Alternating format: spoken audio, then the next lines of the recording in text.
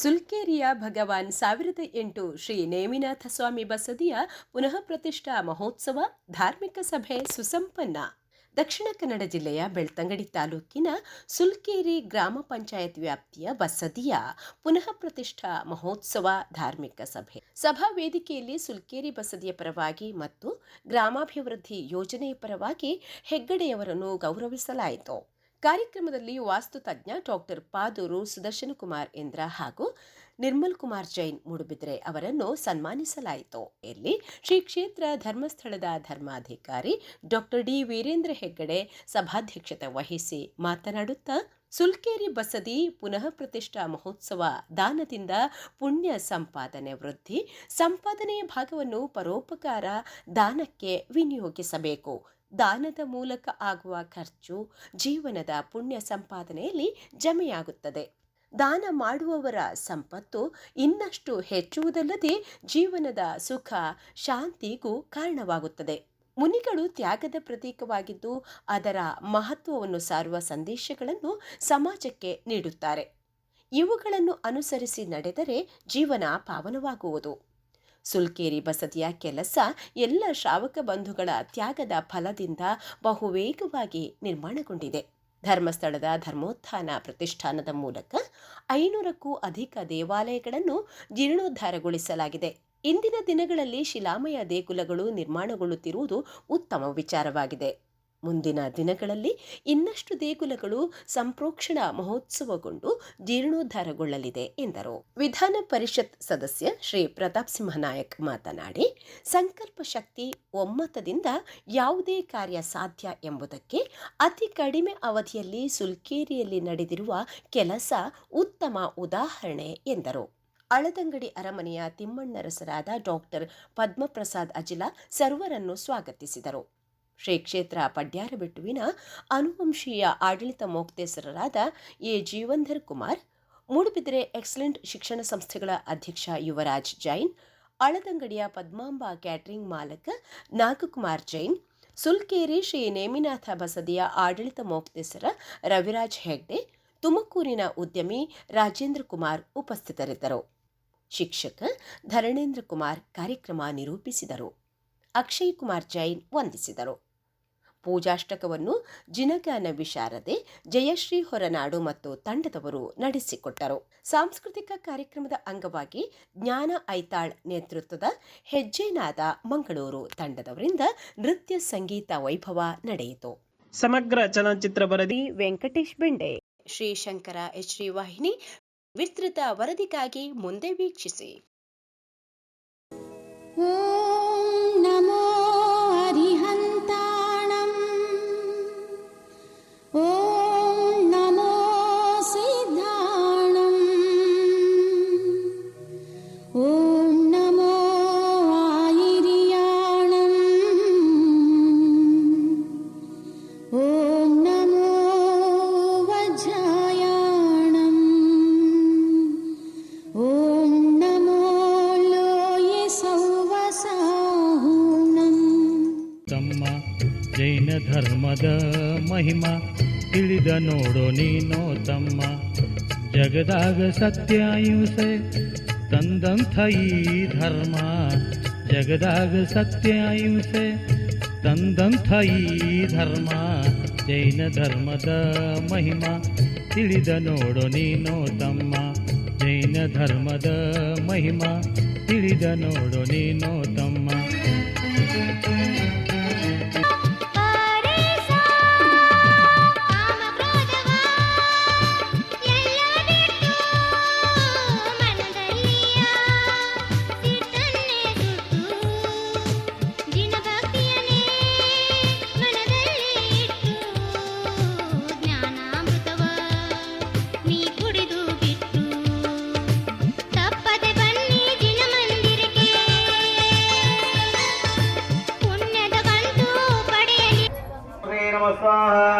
ಓಂ ಓಂ ರೇ ರೇ ಚಂದ್ರಮಂಡಲ ವರ್ಧಿನ್ಯೈ ನಮಃ ಸ್ವಾಹ. ಓಂ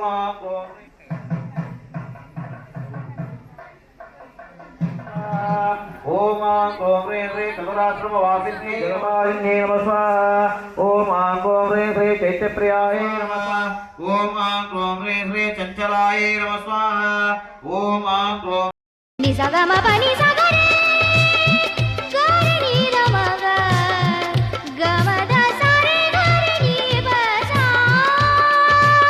ಸ ಸ ಸ ಸ ಸ ನಿರಿ ನಿನಿ ಗ ನಿ ಗ ಪನಿ ಗ ಮದ ಪ ಮಗ ಪ ಮಗರೆ ಮರೆ ಸ ಗ ಸ ಸ ನಿ ಸರೆ ಗ ಪ ಗ ನಿ ಸ ನಿ ದ ಪ ಸ ನಿ ದ ಪ ಸ ನಿ ದ ಪ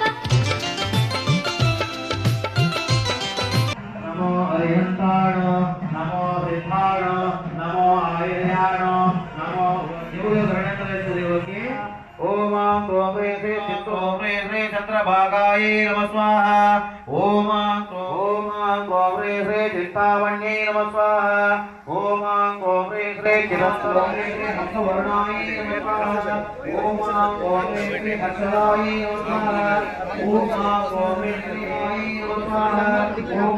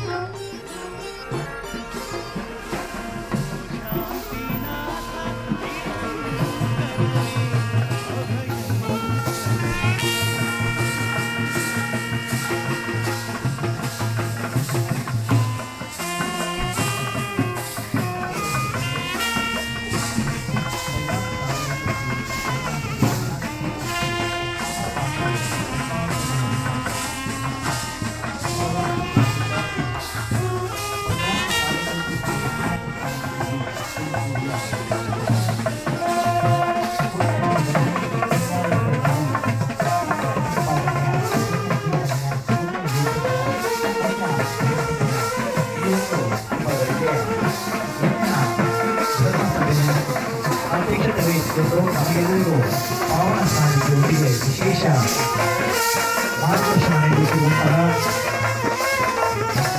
ಶ್ರೀ ಕ್ಷೇತ್ರ ಧರ್ಮಸ್ಥಳದ ಧರ್ಮಾಧಿಕಾರಿಗಳು ಆಗಿರುವಂತಹ ಪರಮ ಪೂಜ್ಯ ರಾಜಶ್ರೀ ವೀರೇಂದ್ರ ಹೆಗ್ಗಡೆಯವರು ಆಗಮಿಸಿರುವಂಥದ್ದು ನಮ್ಮೆಲ್ಲ ಸುಂದರವಾದ ಕ್ಷಣ. ನಾವೆಲ್ಲರೂ ಉಪಸ್ಥಿತರಿದ್ದು ಈ ಪುಣ್ಯ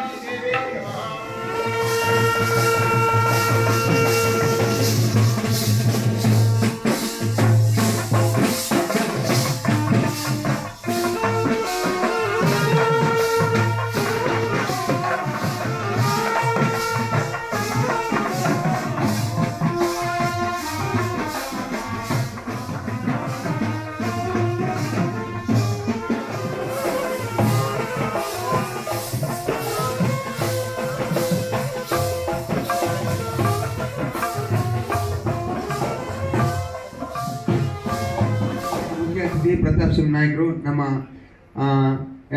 ನಮ್ಮ ಶಾಸಕರು, ಇಲ್ಲಿಯ ಶಾಸಕರು ಬೆಳ್ತಂಗಡಿಯಿಂದ ಹಲವಾರು ವರ್ಷಗಳಿಂದ ನಮ್ಮೊಂದಿಗೆ ಇದ್ದು ನಮ್ಮ ಜೈನ ಸಮಾಜದ ಎಲ್ಲ ಕಾರ್ಯಚಟುವಟಿಕೆಗಳು ಭಾಗವಹಿಸುವಂತಹ ಮಹಾನ್ ವ್ಯಕ್ತಿಯವರು. ಅವರ ತಂದೆಯವರು ಮತ್ತು ಮಾನ್ಯ ರವಿರಾಜ್ ಹೆಗ್ಡೆ ಅವರು ಭಾಳ ಆತ್ಮೀಯರಿರ್ಬೋದು. ಆದ್ದರಿಂದ ಇವತ್ತು ಬಹಳ ಸಂತೋಷದಿಂದ ಈ ಒಂದು ನಮ್ಮ ಕಾರ್ಯಕ್ರಮ ಇದ್ದಾರೆ. ಅವರಿಗೂ ಸಹ ನಾನು ಹೃತ್ಪೂರ್ವಕವಾದಂಥ ಸ್ವಾಗತವನ್ನು ಬಯಸ್ತಾ ಇದ್ದೇನೆ. ನಮ್ಮ ಇನ್ನೊಬ್ಬರು ಮುಖ್ಯ ಅತಿಥಿ ಪಟ್ಯಾರಪೆಟ್ಟು ಜೀವಂದರ್ ಕುಮಾರ್, ಇವರು ಇನ್ನೊಬ್ಬರು ಯುವರಾಜ್ ಜೈನ್ ಮುಖ್ಯ ಅತಿಥಿ. ಸಂದರ್ಭದಲ್ಲಿ ಮಾನ್ಯ ರವಿರಾಜ್ ಹೆಗ್ಡೆ ಹತ್ರ ಪೇಪರ್ನವರು ಮಾತಾಡಿದರು. ಆ ಸಂದರ್ಭದಲ್ಲಿ ನಮ್ಮ ಅಜ್ಜನ ಕೆಲವು ಕಥೆ ಸಹ ಹೇಳ್ತಿದ್ರು. ಆ ನಂತರ ನನ್ನ ತಂದೆಯವರ ಕಥೆ ಹೇಳ್ತಿದ್ರು. ಖಂಡಿತವಾಗಿ ನನ್ನ ಸಹ ಕಥೆ ಸಹ ಕೆಲವು ಹೇಳಿರ್ಬೋದು ಅವ್ರು ಯಾರ ಹತ್ರ ಕೇಳಿದರೆ. ಆದ್ದರಿಂದ 3 ತಲೆಮಾರುಗಳ ಅರಸುಗಳನ್ನು ಕಂಡವರಂತಿದ್ರೆ ಮಾನ್ಯ ರವಿರಾಜ್ ಹೆಗ್ಡೆ ಅವರು. ನಾವರ ಗೊತ್ತು ಮತ್ತು ಪೂರ್ವಕ ಪ್ರಣಾಮಗಳೊಂದಿಗೆ ನಮ್ಮ ಕ್ಷೇತ್ರದ ಆಡಳಿತ ಮುಕ್ತೇಸರಾದ ಎನ್ ರವಿರಾಜ್ ಹೆಗ್ಡೆ ಇವರು ಮಲ್ಲಿಗೆ ಹಾರವನ್ನು ಹಾಕಿ ಅವರನ್ನು ಸ್ವಾಗತ. ಎಲ್ಲ ಗೊತ್ತಿದೆ, ನಾವು ವೇದಿಕೆಗಿಂತ ವೇದಿಕೆ ಮುಂದೆ ಇದ್ದು ಈ ಕಾರ್ಯಕ್ರಮವನ್ನು ಆಸ್ವಾದಿಸಬೇಕು. ಈ ವೇದಿಕೆ ಕಾರ್ಯಕ್ರಮಕ್ಕೆ ಪ್ರತಿಯೊಂದಕ್ಕೂ ಸಹಕಾರ ಕೊಡುತ್ತಿರುವಂಥ ಸ್ನೇಹದ ಗೌರವ. ಈ ಒಂದು ಸಭೆಯ ಆದ ಪೂಜಾ ಡಾಕ್ಟರ್ ಪದ್ಮಪ್ರಸಾದ್ ಅಂತ ವಿನಂತಿಯನ್ನು ಮಾಡ್ತಾ ಇದ್ದೇವೆ. ಅದೇ ಬೆಳಗಾವಿನ ಚಿತ್ತರಂಜನ್ ಜೈನ್ ವೇದಿಕೆಗೆ ಆಗಮಿಸಿ ವೇದಿಕೆಗೆ ಆಗಮಿಸಿ ಪ್ರತಾಪ್ ಸಿಂಗ್ ನಾಯ್ಕ ಅವರಿಗೆ ನಮ್ಮ ಏಲಕ್ಕಿ ಹಾರವನ್ನು ಹಾಕುವುದರೊಂದಿಗೆ ಗೌರವವನ್ನು ಸಲ್ಲಿಸಿದ್ದಾರೆ. ಅಂತೆಯೇ ನಾವರ ಅಂತರ್ಗುತ್ತಿನ ಸುಬಲಿರಾಜ್ ಇವರು ವೇದಿಕೆಗೆ ಆಗಮಿಸಿ ಯುವರಾಜ್ ಜೈನ್ ಎಕ್ಸಲೆಂಟ್ ಇದರ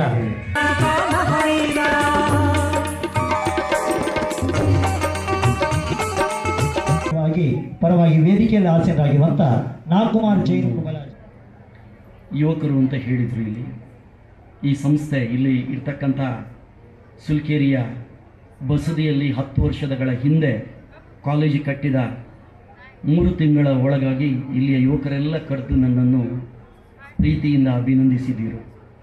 10 ವರ್ಷಗಳ ಹಿಂದೆಯ ಆ ಅಭಿನಂದನೆ ಈ ದೇವರು ಆವತ್ತಿಂದ ಇವತ್ತಿನವರೆಗೂ ಕೈ ಬಿಡಲಿಲ್ಲ, ನಮ್ಮನ್ನು ಮುನ್ನಡೆಸಿಕೊಂಡು ಹೋಗಿದ್ದಾರೆ. ಉಭಯ ಜಿಲ್ಲೆಯನ್ನು ಮಾತ್ರವಲ್ಲದೆ ಹಲವಾರು ಬಸದಿಗಳ ಮತ್ತು ಹಲವಾರು ಗೃಹ ನಿರ್ಮಾಣದಲ್ಲಿ ತನ್ನ ಒಂದು ವಾಸ್ತು ಮಾಹಿತಿಯನ್ನು ನೀಡಿ ಅದೆಷ್ಟೋ ಜನರ ಬಾಳಿಗೆ ಬಹಳ ಸಂತೋಷದ ಕ್ಷಣವನ್ನು ತಂದುಕೊಟ್ಟವರು ನಮ್ಮ ಡಾಕ್ಟರ್ ಪಾದೂರು ಸುದರ್ಶನ್ ಕುಮಾರ್ ಎಂದರು ಅಂತ ಹೇಳಿಕೆ ಸಂಯಮ ನಮ್ಮಿರುವಂಥ ತೀರ್ಥಂಕರರು ಅವರಿಗೆ ಸರ್ವಶಕ್ತಿಯನ್ನು ಕರುಣಿಸಲಿ ಎನ್ನುವಂಥ ಆಶಯದೊಂದಿಗೆ ನಾವೆಲ್ಲ ಜೊತೆ ಸೇರಿ ಪೂಜ್ಯರು ಇದೀಗ ಗೌರವಿಸ್ತಿದ್ದಾರೆ. ನಾವೆಲ್ಲ ನಮ್ಮ 2 ಕೈಗಳನ್ನು ಜೋಡಿಸಿದರೆ ಅದರಲ್ಲಿ ಸಿಗುವಂಥ ಶುಭ ಹಾರೈಕೆಗಿಂತ ಇನ್ನು ಯಾವುದೂ ಇಲ್ಲ, ಅದೇ ಚಪ್ಪಾಳೆ. ಆ ಚಪ್ಪಾಳೆಯ ಪ್ರೋತ್ಸಾಹದಿಂದ ಅವರು ಇನ್ನಷ್ಟು ಕರ್ತವ್ಯವನ್ನು ಮಾಡುವಂಥ ಶಕ್ತಿ ಅವರಿಗೆ ಬರಲಿ ಎನ್ನುವಂಥ ವಿಷಯವನ್ನು ತನ್ನ ಶ್ರೇಷ್ಠ ತಳಿಯಾಗಿ ಮಾಡಿದಾಗ ಇಡೀ ಊರಿಗೆ ಊರು ನಕ್ಕಿತ್ತಂತ ಅವರ ಆತ್ಮಚರಿತೆಯಲ್ಲಿ ಬರೀತಾರೆ. ಆದರೆ ಅವರೇ ಡಾಕ್ಟರ್ ಸ್ವಾಮಿನಾಥನ್ ಅವರು ಇದೀಗ ವಿಶ್ವಕ್ಕೆ ಮಾದರಿಯಾದಂಥ ನಮ್ಮ ಕೃಷಿ ಕ್ಷೇತ್ರದ ಪಿತಾಮಹವಾಗಿ ಹೊರಬಂದರು. ಅದೇ ರೀತಿಯಲ್ಲಿ JP ಮಾರ್ಗನ್ ಅವರು ಈ ಸಂಸ್ಥೆಯನ್ನು ಹುಟ್ಟುಹಾಕುವಾಗ ಅದೆಷ್ಟೋ ಜನ ಹೇಳಿದ್ದಿದೆ ಇದು ಹೇಗೆ ಸಾಧ್ಯವ. ಆದರೆ ಪ್ರಸ್ತುತ ಆ ಒಂದು ಸಂಸ್ಥೆಯನ್ನು ಹುಟ್ಟುಹಾಕಿ ಹಲವಾರು ವಿದ್ಯುತ್ತಿನ ಉಪಕರಣಗಳನ್ನು ತಯಾರು ಮಾಡಿ ಬೇರೆ ಬೇರೆ ಕಡೆಗೆ ಕೊಡುವುದರ ಜೊತೆಗೆ ತನ್ನ ಸೇವಾ ಕಾರ್ಯವನ್ನು ಅತ್ಯುತ್ತಮ ರೀತಿಯಲ್ಲಿ ಮಾಡುತ್ತಿರುವಂಥ ನಮ್ಮ ಸಮಾಜದ ಓರ್ವ ರತ್ನ. ಪ್ರಸ್ತುತ ಇವರ ಉದ್ಯೋಗ ಬೆಂಗಳೂರು, ತಾನು ವಾಸ ಮಾಡುತ್ತಿರುವುದು ಮೂಡಿಬಿದ್ರೆ. ಹಾಗಾದರೆ ಇಲ್ಲಿ ಇವರಿಗೆ ಗೌರವಿಸುವಂಥ ಮೂಲ ಉದ್ದೇಶ ಇವತ್ತು ಇಷ್ಟು ಸುಂದರವಾದಂಥ ಬಸದಿ ನಿರ್ಮಾಣದಲ್ಲಿ ಅಲಂಕಾರಿಕವಾಗಿ ಪ್ರತಿದಿನವೂ ಕೂಡ ನಮಗೆ ಪ್ರಕಾಶವನ್ನು ಕೊಡುವಂಥ ವಿದ್ಯುತ್ತಿನ ವ್ಯವಸ್ಥೆಯನ್ನು ಎಲ್ಲ ವ್ಯವಸ್ಥೆಯನ್ನು ಉಚಿತವಾಗಿ ಮಾಡಿಕೊಟ್ಟವರು ನಮ್ಮ ಗೌರವಾನ್ವಿತ ಇವತ್ತು ನಮ್ಮಿಂದ ಗುರುತಿಸಲ್ಪಡುವಂಥ ನಿರ್ಮಲ್ ಕುಮಾರ್ ಅವರು. ಸೇವೆಯು ಯಾವತ್ತೂ ಕೂಡ 4 ದೆಸೆಗಳಲ್ಲಿ ಮುಂದುವರಿದು ನಮ್ಮ ಸಮಾಜದ ರತ್ನರಾಗಿ ಇನ್ನಷ್ಟು ಸೇವಾ ಭಾವನೆಯನ್ನು ಹಂಚಿಕೊಳ್ಳುವಂಥ ಶಕ್ತಿ ತಾವು ನಮ್ಮಿರುವಂಥ ಭಗವಂತ ಮಹಾಮಾತೆ ಪದ್ಮಾವತಿಯಮ್ಮ ತಮಗೆ ಕರುಣಿಸಲಿ ಎನ್ನುವಂಥ ಆಶಯದೊಂದಿಗೆ ತುಂಬಿದ ಸಭಾಸದರ ಸಮ್ಮುಖದಲ್ಲಿ ನಿರ್ಮಲ್ ಕುಮಾರ್ ಜೈನ್ ಅವರನ್ನು ಇದೀಗ ಗೌರವಿಸಲು ಸಂತೋಷ ಪಡ್ತಾ ಇದ್ದೇವೆ.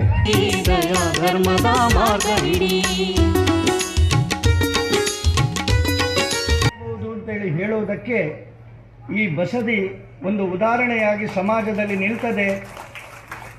ಮುಂದಿನ ಸಾವಿರಾರು ವರ್ಷಗಳಿಗೆ ಶ್ರದ್ಧೆಯ ಕೇಂದ್ರವಾಗಿ ಜೀವನದ ಸಂಸಾರದಲ್ಲಿ ಸಾಗರವನ್ನು ದಾಟುವಂತಹ ಪ್ರಯತ್ನ ಮಾಡುವ ಎಲ್ಲ ಜೀವಿಗಳಿಗೆ ಶಕ್ತಿಯನ್ನು ತುಂಬುವ ಕ್ಷೇತ್ರ ಇದಾಗ್ತದೆ ಅಂತ ಹೇಳುವಂತಹ ಭಕ್ತಿ ಭಾವದ ಜೊತೆಗೆ ಕೈ ಜೋಡಿಸಿರುವಂತಹ ಎಲ್ಲ ಆಸ್ತಿಕ ಬಂಧುಗಳಿಗೆ ನಾನು ಗೌರವಪೂರ್ವಕವಾಗಿ ನನ್ನ ಪ್ರಣಾಮಗಳನ್ನು ಸಲ್ಲಿಸಿ ಆಧ್ಯಾತ್ಮ. ಇವತ್ತು ರಮಣ ಮಹರ್ಷಿಗಳ ಜಯಂತಿಯೂ ಹೌದು. ಅವರ ಒಂದು ಪುಟ್ಟ ವಾಕ್ಯ, ನಾನು ಯಾರು, ಹೂ ಆಮ್ ಐ, ಈ ಅನ್ವೇಷಣೆಯ ಹಿಂದೆ ಹೋದಂತಹ ಸಾವಿರಾರು ಅನ್ವೇಷಕರ, ಸ್ವಾಮಿಗಳ, ತೀರ್ಥಂಕರರ ಒಂದು ಭವ್ಯ ಪರಂಪರೆಯನ್ನು ಹೊಂದಿರುವಂತಹ ಭರತ ಭೂಮಿ ನಮ್ಮದು.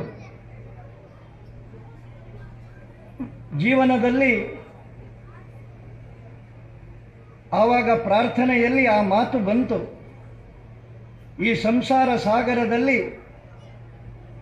ಮಾಯೆಯ ಭ್ರಮೆಯಲ್ಲಿ ಇದ್ದಂತಹ ನಮಗೆಲ್ಲ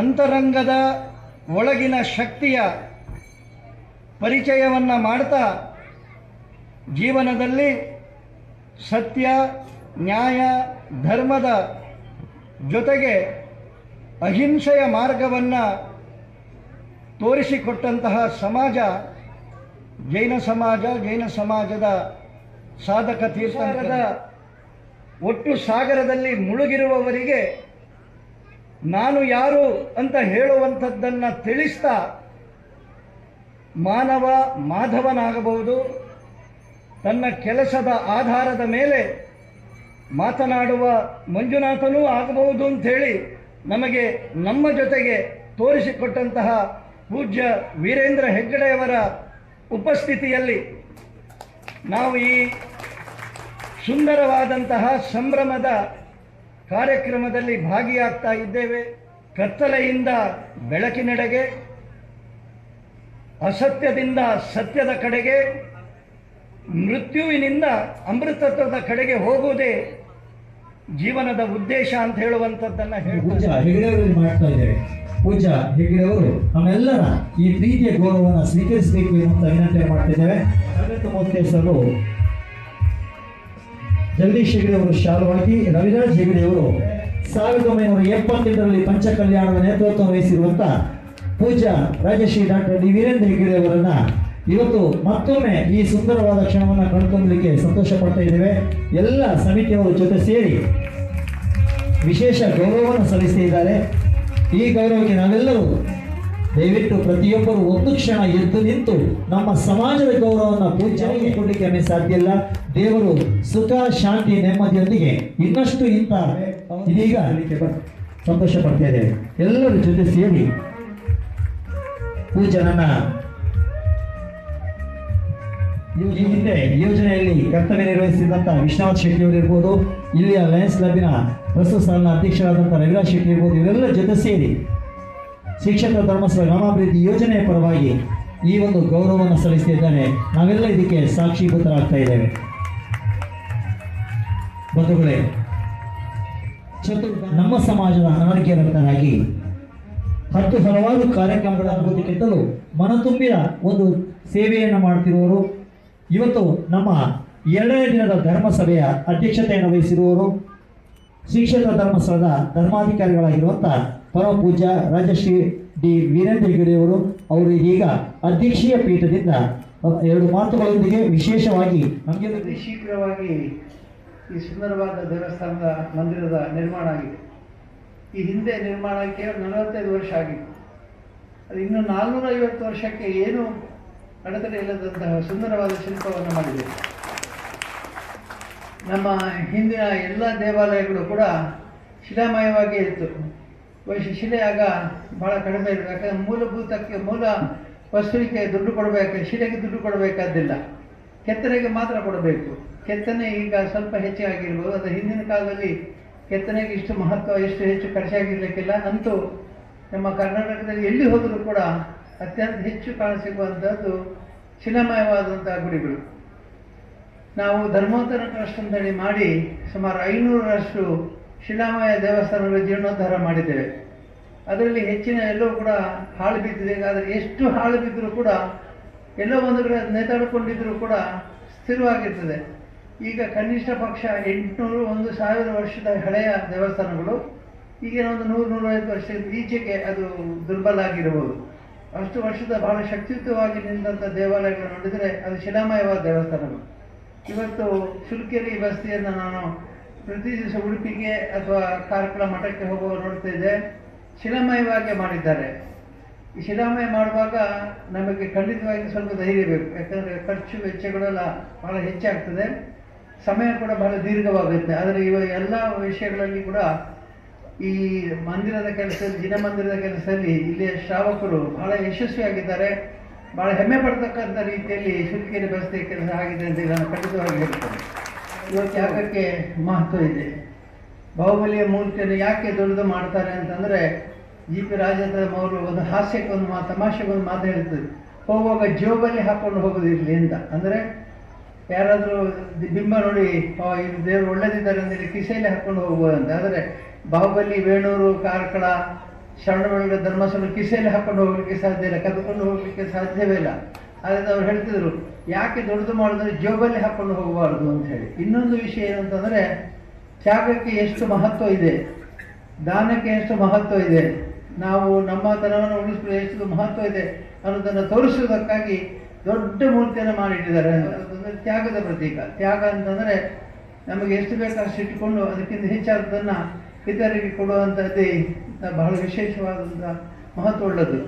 ಜೀವ ಅವ್ರ ಜೀನದು ಅಂತ ಒಂದು ಮಾತಿದೆ, ಬದುಕು ಮತ್ತು ಬದುಕು ಕೊಡುವಂಥ. ನಾವು ಬದುಕಬೇಕು, ನಾವು ಬದುಕಬೇಕಾದ್ರೆ ಎಷ್ಟು ಬೇಕು ಅಷ್ಟು ಇರಬೇಕು, ಸಂಪಾದನೆ ಮಾಡಬೇಕು, ನಮ್ಮ ಸಂಪತ್ತಿರಬೇಕು, ನಾವು ಅದನ್ನು ಮಾಡಿ ಆಮೇಲೆ ಉಳಿದದ್ದನ್ನು ಇತರರಿಗೆ ಪರೋಪಕಾರ ಮಾಡಬೇಕು, ದಾನ ಮಾಡಬೇಕು, ಇದರ ಉಪಯುಕ್ತವಾಗದ ರೀತಿಯಲ್ಲಿ ನಮ್ಮ ಸಂಪತ್ತನ್ನು ವಿನಿಯೋಗಿಸಬೇಕು. ಇದೇ ಮಹತ್ವದ ವಿಷಯ. ಹಾಗಾಗಿ ಜೀನೋ ಅವ್ರ ಜೀನದು, ಬದುಕು ಮತ್ತು ಬದುಕು ಕೊಡುವ ತತ್ವ ನಮ್ಮಲ್ಲಿದೆ. ವಿಶೇಷವಾಗಿ ಈ ತತ್ವದಿಂದಾಗಿ ಬಹಳಷ್ಟು ದಾನವನ್ನು ನಮ್ಮ ಸಮಾಜದವರು ಮಾಡ್ತಾರೆ. ಸಣ್ಣ ಊರಿಗೆ ಹೋದರೂ ಕೂಡ ಅಲ್ಲಿ ಸಣ್ಣ ಅಲ್ಪಸಂಖ್ಯಾತರಾಗಿರ್ತಕ್ಕಂಥ ಜೈನರಿರ್ಬೋದು, ಆದರೆ ಅವರು ಹೆಚ್ಚಾಗಿ ಸಂಪತ್ತು ಅವರ ಬರ್ತದೆ. ಲಕ್ಷ್ಮಿ ಅವರಿಗೆ ಹೊಡೆದಿದ್ದಾಳೆ. ಎಲ್ಲರೂ ಹೇಳ್ತಾರೆ ಏನು ಜೈನಲ್ಲಿ ಹೆಚ್ಚು ದುಡ್ಡು ಬರುತ್ತೆ. ದುಡ್ಡು ಬರುವುದು ಯಾಕೆ ಅಂತಂದರೆ ಎಷ್ಟು ನಾವು ತ್ಯಾಗ ಮಾಡ್ತೇವೋ ಅಷ್ಟು ಸಂಪತ್ತು ಜಾಸ್ತಿ ಬರುತ್ತೆ. ಕೂಡಿಟ್ಟ ಹಣ ಪರರಿಗೆ, ದಾನ ಮಾಡಿದ ಹಣ ನಮಗೆ ಅಂತಂದಾಗಿ ಎಷ್ಟು ಸಂಪತ್ತು ಬಂದು ದಾನ ಮಾಡಿದರೂ ಕೂಡ ಅಷ್ಟು ಸಂಪತ್ತು 4 ಇಮ್ಮಡಿಯಾಗಿ ಬರುತ್ತೆ ಅನ್ನೋದಕ್ಕೆ ಜೈನ ಸಮಾಜವೇ ಸಾಕ್ಷಿ. ಇಡೀ ನಾವು ಭಾರತದ ವಿಶ್ವದಲ್ಲಿ ಎಲ್ಲಿ ಹೋದರೂ ಕೂಡ ಅಲ್ಲಿ ದಾನಿಗಳ ಪಟ್ಟಿಯಲ್ಲಿ ಮೊದಲನೇ ಕಾಣ್ತಕ್ಕಂಥದ್ದು ಜೈನರು. ಅವರು ದಾನ ಮಾಡ್ತಾರೆ, ಪರೋಪಕಾರ ಮಾಡ್ತಾರೆ ಮತ್ತು ಸಂಪತ್ತನ್ನು ಇಂದಿನ ಕಾರ್ಯಕ್ಕೆ, ಒಳ್ಳೆ ಕಾರ್ಯಕ್ಕೆ ವಿನಿಯೋಗ ಮಾಡ್ತಾರೆ. ಈ ಕಾರಣದಿಂದಾಗಿ ಅವರಿಗೆ ಸಂಪತ್ತು ಇನ್ನೂ ಹುಡುಕಿಕೊಂಡು ಅವರಿಗೆ ಬರುತ್ತಾರೆ. ಮುನಿಗಳು ನಮ್ಮ ಮುಂದೆ ಇದ್ದಾರೆ. ಇನ್ನು ಅದಕ್ಕಿಂತ ಹೆಚ್ಚು ತ್ಯಾಗ ಮಾಡಲಿಕ್ಕೆ ಏನೂ ಸಾಧ್ಯ ಇಲ್ಲ. ಬಟ್ಟೆ ಬರೆ ಅಥವಾ ತನ್ನದು ಅನ್ನುವಂಥ ಯಾವುದೇ ವಸ್ತು ಇಲ್ಲದೆ ಇರತಕ್ಕಂಥ ಒಬ್ಬ ವ್ಯಕ್ತಿ ಇರಲಿಕ್ಕೆ ಸಾಧ್ಯವೇ? ನಮ್ಮ ಬಂಟ್ವಾಳದಲ್ಲಿದ್ದಂಥ ಒಬ್ಬರು ವ್ಯಕ್ತಿ ಇವತ್ತು ದೀಕ್ಷೆ ತೆಗೆದುಕೊಂಡು ದಿಗಂಬರ ಮುನಿಗಳಾಗಿದ್ದಾರೆ. ಅವರಿದ್ದಾಗ ಎಲ್ಲರೂ ಹೇಳ್ತಿದ್ರು ಯಾಕೆ ನೀವು ದೀಕ್ಷೆ ತಗೊಳ್ತೀರಿ ಅಂತ. ಅವರು ಬಹಳ ಆಸೆಯಿಂದ ದೀಕ್ಷೆ ತಗೊಳ್ಬೇಕು ಅಂತ. ಕೊನೆಗೆ ಅವ್ರು ಏನು ಹೇಳ್ತಿರೋದು ಒಂದೇ, ನನ್ನ ಹೆಂಡತಿ ಇದ್ದಾಗ ಮನೆಗೆ ಹೇಳ್ತೀನಿ ನಿಮ್ಮ ಮನೇಲಿ ನಿಮ್ಮ ಹೆಂಡತಿ ಇದ್ದಾಳೆ, ಹೆಂಡತಿ ಇರೋವರೆಗೆ ನಾನು ನಿಮಗೆ ದೀಕ್ಷೆ ಕೊಡೋದಿಲ್ಲ ಅಂತ. ಕೊನೆಗೆ ಅವರು ಕಾಯ್ತಿದ್ರು ಯಾವಾಗ ಅವಳು ಸಾಯ್ತಾಳೆ ಅಂತ. ಒಂದು ದಿವಸ ಕಣ್ಣು ಮುಚ್ಚಿದ ತಕ್ಷಣ ನನಗೆ ಇದ್ದಂಥ ಕಡೆಯ ಒಂದು ಬಂಧನ, ಕಡೆಯ ಒಂದು ಕೊಂಡಿ ಕೂಡ ನನ್ನ ಮಡದಿ ಇವತ್ತು ನಿಮ್ಮ ನಿಧನವಾಗಿದೆ. ತಕ್ಷಣ ಅವರು ದಿಗಂಬರ ತಂದು ಹೇಳ್ಕೊಂಡು. ಅಂದರೆ ತ್ಯಾಗದ ಮಹತ್ವ ಏನು ಅಂತಂದರೆ ಪರೋಪಕಾರವನ್ನು ಮಾಡುವಂಥದ್ದು ಬಹಳ ಮುಖ್ಯ. ಅದಕ್ಕಿಂತ ಜೊತೆಗೆ ತನ್ನ ಕಲ್ಯಾಣವನ್ನು ತಾನು ಬಯಸಿ ಇತರರಿಗೆ ಕೊಡಬೇಕು. ಅವರು ತನ್ನ ಕಲ್ಯಾಣವನ್ನು ಈ ರೀತಿ ಬಯಸಿದರು. ಅವರ ಒಂದು ಮಹತ್ವವನ್ನು ನಾವು ತೆಗೆದುಕೊಂಡ ಮುನಿಗಳು ಸಾಕ್ಷಾತ್ ಎಲ್ಲ ರೀತಿಯ ತ್ಯಾಗಕ್ಕೂ ಒಂದು ಪ್ರತೀಕ. ಬಾಹುಬಲಿಯ ಮೂರ್ತಿಯನ್ನು ಕೂಡ ನಾವು ನೋಡಿದಾಗ ಅದೇ ಕಾಣಿಸ್ತದೆ ನಮಗೆ. ಇನ್ನು ಸಂಪಾದನೆ ಮಾಡಿ ಯಶಸ್ಸನ್ನು ಪಡೆದು ಅತ್ಯಂತ ಉತ್ತುಂಗಕ್ಕೆ ಇರಿದಾಗ ಅದನ್ನು ಬೇಡ ಅಂತ ಬಿಡೋದು ಭಾಳ ಕಷ್ಟ. ಸೋತು ದಾನ ಮಾಡೋರು ಅಥವಾ ಸೋತು ತ್ಯಾಗ ಮಾಡೋರು ಭಾಳ ಜನ ಇರ್ಬೋದು. ತನ್ನದು ಅನ್ನುವಂಥ ಹಂತದಲ್ಲಿ ಬೇಡ ಅಂತ ಹೇಳುವವರು ಭಾಳ ಕಷ್ಟ. ಆದ್ದರಿಂದ ಇವತ್ತು ಅವರು ಬಾಹುಬಲಿಯ ಭಗವಂತನ ಮತ್ತು ಎಲ್ಲ ತೀರ್ಥಂಕರು ನಮ್ಮಲ್ಲಿ ಇರ್ತಕ್ಕಂಥವ್ರು ದಿಗಂಬರ ಮುನಿಗಳಾಗಿ ಅವರು ಮಹತ್ವದ ಸಂವರ್ಷಣದಲ್ಲಿ ಸಮಾಜಕ್ಕೆ ಸಂದೇಶವನ್ನು ಕೊಟ್ಟು, ಅವರು ಯಾರು ಸಂದೇಶ ಕೊಡಲಿಲ್ಲ ಅವರು ತೀರ್ಥಂಕರಾಗಲಿಲ್ಲ. ಬಾಹುಬಲಿ ತೀರ್ಥಂಕರಲ್ಲ. ಯಾಕೆ ತೀರ್ಥಂಕರಲ್ಲ ಅಂತಂದರೆ ಅವರು ತ್ಯಾಗ ಮಾಡಿದ್ದಾರೆ, ಅವರು ದಿಗಂಬರತ್ವವನ್ನು ಪಡೆದಿದ್ದಾರೆ, ಸಮಾಜದ ಮೂಲಕ ಸಂದೇಶವನ್ನು ಕೊಟ್ಟಿದ್ದಾರೆ. ಆದ್ದರಿಂದ ಎಲ್ಲ ತೀರ್ಥಂಕರು ಅಲ್ಲ. ಯಾಕೆಂದರೆ ಬಾಹುಬಲಿ ಸ್ವಾಮಿ ತಮ್ಮ ಕಲ್ಯಾಣವನ್ನು ತಾವು ಪಡ್ಕೊಂಡಿದ್ದಾರೆ, ಇತರ ಕಲ್ಯಾಣಕ್ಕೆ ಮಾಡಲಿಕ್ಕೆ ಅವರಿಂದ ಆಗಲಿಲ್ಲ. ಹಾಗಾಗಿ ಅವರು ತೀರ್ಥಂಕರು. ನಾವು ಈ ತ್ಯಾಗದ ಮಹತ್ವ, ತ್ಯಾಗದಿಂದಾಗಿ ನಮಗೆ ಏನು ದೊರಕುತ್ತೆ ಆನಂದ, ಯಾವ ಸಂತೋಷ ಸಿಗುತ್ತೆ ಅನ್ನೋದನ್ನು ನಾವು ಹಂಚಿಕೊಳ್ತಾ ಇದ್ದೇವೆ. ಇವತ್ತು ಬಹಳ ಸಂತೋಷದಿಂದ ಇಲ್ಲಿ ಬಹಳ ಜನ ತ್ಯಾಗ ಮಾಡಿದ್ದಾರೆ, ದಾನ ಮಾಡಿದ್ದಾರೆ. ನಮ್ಮ ದಾನಿಗಳಾದಂಥ ತುಮಕೂರಿನ ರಾಜೇಂದ್ರ ಅವರು ಇವತ್ತು ಇಲ್ಲಿ ಬಂದು ದಾನ ಮಾಡಿದ್ದಾರೆ. ನಮ್ಮ ತಂದೆಯವರು ಹೇಳ್ತಿದ್ರು ಯಾವಾಗಲೂ ಎಲ್ಲರೂ ಹೋಗಿ ಒಂದೊಂದೇ ಕ್ಷೇತ್ರಕ್ಕೆ ಮಾಡಬೇಡಿ, ಒಂದೊಂದು ಕ್ಷೇತ್ರ ವಹಿಸ್ಕೊಳ್ಳಿ ಅಂತ. ಹಾಗಾಗಿ ನೀವು ಈಗ ಸುಲ್ಕೇರಿಯನ್ನು ಆಯ್ಕೆ ಮಾಡಿದ್ದು ಭಾಳ ಒಳ್ಳೆಯದಾಯಿತು. ಒಳ್ಳೆಯ ಕ್ಷೇತ್ರವನ್ನು ಆಯ್ಕೆ ಮಾಡಿದ್ದೀರಿ. ಇಲ್ಲಿ ಶಾಶ್ವತವಾದಂಥ ಕೆಲಸವನ್ನು ಅವರು ಸಂಗ್ರಹಿಸಿದ್ದಾರೆ. ಇದೆಲ್ಲವೂ ಕೂಡ ಅವರ ಪರೋಪಕಾರಕ್ಕೆ ಮತ್ತು ಸುತ್ತಮುತ್ತಲ ಸಮಾಜ ಏಳಿಗೆಗಾಗಿ ಅದು ಪ್ರಯೋಜನ ಆಗುತ್ತೆ. ಹಾಗಾಗಿ ಇವತ್ತು ಬಹಳ ಒಳ್ಳೆಯ ರೀತಿಯಲ್ಲಿ ಎಲ್ಲರೂ ಕೂಡ ಸಂಪತ್ತು ಸಂಪಾದನೆ ಮಾಡ್ತೀರಿ. ಅದರ ಜೊತೆಗೆ ದಾನ ಬುದ್ಧಿಯನ್ನು, ಪರೋಪಕಾರ ಬುದ್ಧಿಯನ್ನು ಬೆಳೆಸಿಕೊಳ್ಳಿ ಅಂತ ನಾನು ಇಲ್ಲಿ ನಿಮ್ಮ ಮೇಲೆ ಕರೆ ಕೊಡ್ಬೇಕಾದ್ರೆ ದಾನ ಮಾಡಬೇಕು. ಇಲ್ಲದಿದ್ದರೆ ಆ ಸಂಪತ್ತು ಇಟ್ಕೊಂಡಿದ್ದ ದಿವಸ ಭಯ ಇರುತ್ತೆ, ಏನಾಗುತ್ತೋ ಅಂತ ಹೇಳಿ. ಆದರೆ ಈ ದಾನ ಮಾಡುವವರಿಗೆ ಸಂಪತ್ತಿನ ಭಯ ಇಲ್ಲ, ಸಂಪತ್ತು ಎಷ್ಟು ಬಂದರೂ ಕೂಡ ಕರಗಿ ಹೋಗ್ತಾ ಇರ್ತದೆ. ಅಂತಹ ದಾನದಿಂದ ಪುಣ್ಯವನ್ನು ಸಂಪಾದನೆ ಆಗ್ತದೆ, ಸಮಾಜಕ್ಕೂ ಏಳಿಗೆ ಆಗುತ್ತೆ, ಇತರರಿಗೆ ಕೂಡ ಜೀವ ನಾನು ಬದುಕು ಇನ್ನೊಬ್ಬರು ಬದುಕಲಿಕ್ಕೆ ಅವಕಾಶ ಮಾಡಿಕೊಡುವಂಥ ರೀತಿಯಲ್ಲಿ ಆಗುತ್ತೆ ಅಂತ ಹೇಳ್ತಾ ಇವತ್ತು ಬಹಳ ಒಳ್ಳೆಯ ರೀತಿಯಲ್ಲಿ ಕಾರ್ಯಕ್ರಮ ಮಾಡಿದ್ದೀವಿ. ವಸತಿಯ ಬಾಹ್ಯ ಕೆಲಸವನ್ನು ಶಿಲ್ಪಿಗಳು ಮಾಡಿದ್ದಾರೆ, ಸುಂದರವಾದ ನಿರ್ಮಾಣ. ಅದಕ್ಕೆ ಅಂತರಂಗ ಜೀವ ಕೊಡಬೇಕಾದ್ರೆ ಇವತ್ತಿನ ಈ ಕಾರ್ಯಕ್ರಮ ಬಹಳ ಅಗತ್ಯ. ದೇಹಕ್ಕೆ ಹೇಗೆ ನಮ್ಮಲ್ಲಿ ಆತ್ಮ ಇರ್ತದೆಯೋ ಮನಸ್ಸಲ್ಲಿ, ಹಾಗೆ ಭಗವಂತನಿಗೆ ಇದುವರೆಗೆ ಯಾವುದೋ ಬಾಲಾಲಯದಲ್ಲಿ ಮೂರ್ತಿಯನ್ನು ಇಟ್ಟಿದ್ರು, ಆದರೆ ಒಳಗೆ ಇಟ್ಟ ತಕ್ಷಣ ಇಡೀ ವಾತಾವರಣದ ಒಂದು ರೀತಿಯ ಶ್ವಾಸೋಚ್ಛ್ವಾಸ ನಮ್ಮ ಬದುಕಿದ ಜೀವಂತಿಕೆ ಅಂತ ಹೇಳಿ ಜೀವಂತಿಕೆ ಬಂದಿದೆ. ಈ ಜೀವಂತಿಕೆ ಬಂದಿರಬೇಕಾದ್ರೆ ಪ್ರತಿಷ್ಠೆ ಕಾರ್ಯಕ್ರಮ, ಪೂಜೆಯ ಕಾರ್ಯಕ್ರಮ ಆಗಬೇಕು, ಸಂಭೋಕ್ಷಣೆ ಕಾರ್ಯಕ್ರಮ ಆಗಬೇಕು, ಪಂಚಕಾಲಿನ ಕಾರ್ಯಕ್ರಮ. ಆವಾಗ ಆ ಕ್ಷೇತ್ರ ಉಸಿರಾಡಲಿಕ್ಕೆ ಪ್ರಾರಂಭ ಆಗ್ತದೆ. ಉಸಿರಾಡೋದು ಅಂತಂದರೆ ನಮ್ಮ ಕೋರಿಕೆಗಳು ಈಡೇರ್ತದೆ, ನಮ್ಮ ಪ್ರಾರ್ಥನೆ ಈಡೇರ್ತದೆ, ನಮಗೆ ಇನ್ನೂ ತ್ಯಾಗ ಮಾಡಲಿಕ್ಕೆ, ದಾನ ಮಾಡಲಿಕ್ಕೆ, ಇನ್ನಷ್ಟು ಸೇವೆ ಮಾಡಲಿಕ್ಕೆ ಉತ್ಸಾಹ ಸ್ಫೂರ್ತಿ ಬರ್ತದೆ. ಹಾಗೆ ಅಂತಹ ಸ್ಫೂರ್ತಿ, ಇನ್ನಷ್ಟು ದಾನ ಮಾಡಲಿಕ್ಕೆ ಸಂಪತ್ತು ನಿಮಗೆ ಬರಲಿ, ಇನ್ನಷ್ಟು ದಾನ ಮಾಡುವಂಥ ಪ್ರವೃತ್ತಿ ನಿಮ್ಮಲ್ಲಿ ಬೆಳೀಲಿ, ಇನ್ನಷ್ಟು ಧರ್ಮ ಜಾಗೃತಿ ಉಂಟಾಗಲಿ ಅಂತ 6-7 ಮಂದಿರಗಳು ಇಲ್ಲ ಸಂಸ್ಥೆ ಕಳಸದಲ್ಲಿದೆ. ಕಳಸ ಅಲ್ಲಿಂದೆಲ್ಲ ಜೀರ್ಣೋದ್ಧಾರ ಆಗ ಸುಮಾರು 7-8 ದೇವಸ್ಥಾನ ಬಸದಿಗಳು ಜೀರ್ಣೋದ್ಧಾರ ಆಗಲಿಕ್ಕಿದೆ. ಲಹರಿ ಎನ್ನುವುದನ್ನು ಬರೆದು ಲೋಕಾರ್ಪಣೆ ಮಾಡುವುದರೊಂದಿಗೆ ಇಡೀ ವಿಶ್ವಕ್ಕೆ ಒಂದು ಕ್ಷಮಿಸಿ ಇಡೀ ದೇಶಕ್ಕೆ ಒಂದು ಮಾದರಿಯಾದ ಕಾರ್ಯವನ್ನು ಮಾಡಿ ನಮ್ಮ ಪ್ರತಿಯೊಬ್ಬರ ಮನೆ ಮಾತಾದಂಥ ವ್ಯಕ್ತಿ ನಿರಂಜನ್ಗೆ ಇವತ್ತು ಶಿಕ್ಷಣ ಕ್ಷೇತ್ರದಲ್ಲಿ, ಧಾರ್ಮಿಕ ಕ್ಷೇತ್ರದಲ್ಲಿ 18 ಜನ, ಅಂದರೆ ಆ ಎಲ್ಲ 18 ಜನರ ಇದೀಗ ನಮ್ಮ ಭಾವನೆಗಳನ್ನು ಧನ್ಯವಾದ. ಕೊನೆಯ ಕಾರ್ಯಕ್ರಮಕ್ಕೆ ಧನ್ಯವಾದ ಸಮರ್ಪಣೆ. ನಮ್ಮ ಈ ಕಾರ್ಯಕ್ರಮಕ್ಕೆ ಪೂಜ್ಯ ಖವಾಂದ್ರನ್ನು ನಾವು ವಿನಯಿಸಿಕೊಂಡು ಕೇಳಿಕೊಂಡಾಗ ಅತ್ಯಂತ ಪ್ರೀತಿಯಿಂದ ಒಪ್ಪಿಕೊಂಡು ಈ ಕಾರ್ಯಕ್ರಮಕ್ಕೆ ಬಂದು ನಮ್ಮೆಲ್ಲರನ್ನ ಮಾರ್ಗದರ್ಶಿಸಿ, ನಮ್ಮೆಲ್ಲರನ್ನ ಪ್ರೋತ್ಸಾಹಿಸಿ 2 ಮಾತುಗಳನ್ನು ಆಡಿ ಅವರಿಗೆ ನಿಮ್ಮೆಲ್ಲರ ಪರವಾಗಿ ಹಾಗೂ ಸುಲ್ಕೇರಿ ಬಸ್ ಸಮಸ್ತ ಶ್ರಾವಕರ ಪರವಾಗಿ ಪ್ರೀತಿಪೂರ್ವಕ ಧನ್ಯವಾದವನ್ನು ಸಮರ್ಪಿಸಿದ್ದೆ. ಎಲ್ಲ ಶ್ರಾವಕರ ಪರವಾಗಿ ಧನ್ಯವಾದವನ್ನು ಸಮರ್ಪಿಸ್ತಾ ಇದ್ದೇನೆ. ಅದೇ ಸ್ವರ್ಗ ಕೇಳ ಮನುಜನಾಗಿ ಬಾಳ, ಒಲಿದು ಮಾಡು ಮನ್ಸ ನೀಗಿರೋದು 3 ದಿವಸ, ಒಲಿದು ಮಾಡು ಮನ್ಸ ನೀಗಿರೋದು 3 ದಿವಸ. ಉಸಿರು ನಿಂತ ಮ್ಯಾಗೆ ನಿನ್ನ ಹೆಸರು ಹೇಳ್ತಾರ, ಉಸಿರು ನಿಂತ ಮ್ಯಾಗೆ ನಿನ್ನ ಹೆಸರು ಹೇಳ್ತಾರ.